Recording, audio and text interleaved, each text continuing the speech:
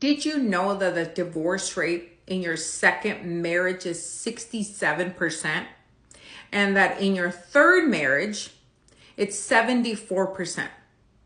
But I'm going to share right now 3 reasons why that happens, because guess what? I don't want you to get divorced. No, I don't. So that's why I'm doing this video. The number one problem that I see as a marriage therapist that impacts your second marriage is that you did not take enough time between marriage 1 and marriage 2. You were in a hurry. Why were you in a hurry? This is the time where people say, oh, you know what? Time heals all wounds. Time heals all wounds. That's not true. That's not true. God does. God heals all wounds, but time doesn't. I've met people that still hate their ex from 20 years ago. So that's one of the things. You have to be able to figure out what's your baggage. Go to therapy. Go to a pastor. Figure out, what is my baggage? Do I have trauma from my childhood?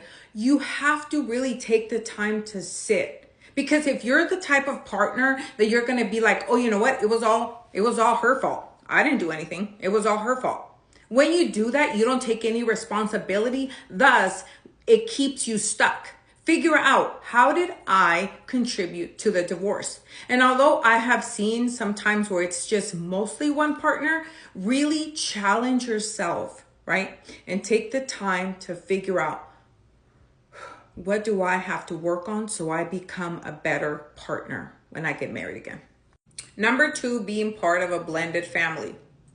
The census came out like 2023 that about 40% of families are considered blended families, which means that there's one child or one child from a previous relationship, or there's a step parent in the home. That is what it's considered a blended families. And guess what happens with blended families? There's different parenting styles, right? You could be in a relationship where you're like, no, you should raise them this way. Why are you doing this? Or maybe you don't feel like you can discipline, or maybe you're the disciplinary. However it is, I just want you to understand that this will have some impact on the marriage. The best thing you can do if you're dating someone,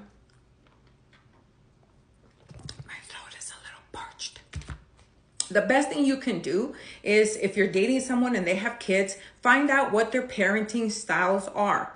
I know I've done a video on parenting styles, but that causes so much conflict. I've seen it in couples over and over. Or maybe your children don't get along, where the parents, I had a couple where it's like they were madly in love, everything was great, and they each had a daughter, and the 2 girls hated each other.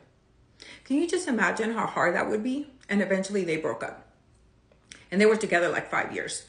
I'm just trying to prepare you and help you manage your expectations so that you guys can talk about discipline, parenting, who does what. So the roles, right? The roles of every child in the home is talked about before you get married.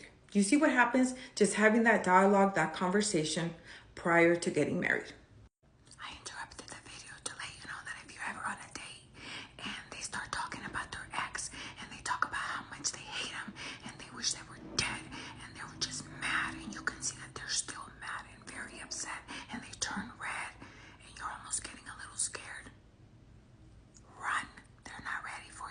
Save the best for last. Poor communication styles.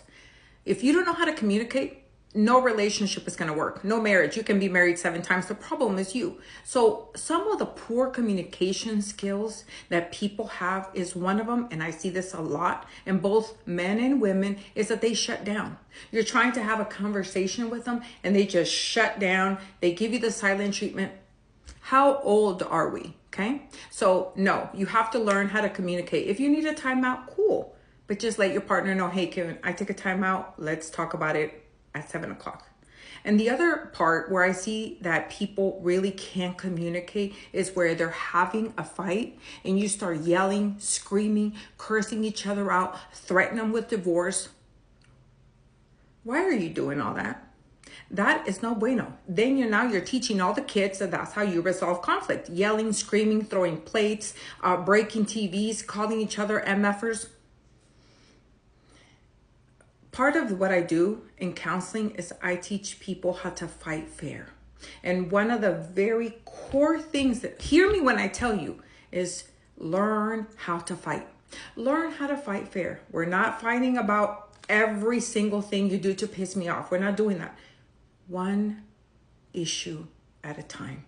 No yelling, no screaming. You can get a little assertive with your voice. No yelling, no screaming, no throwing stuff. And obviously, there's no, hitting, pushing. All that is absolute no. The other part is some people are so defensive. You get so defensive, you can't be told anything. Nobody can tell you anything because you're ready to explode. You have like intermittent explosive disorder or something. These are communication patterns that contribute to the demise of a relationship. It doesn't matter who you marry. The problem is you. You have really poor communication styles. And I can do a video on fighting fair if you want. Let me know. Leave it in the message. But this is part of the problem that contributes to that divorce the second time around. Okay, that's it for now, you guys. Thank you for coming to my TED Talk. Hopefully you guys took notes.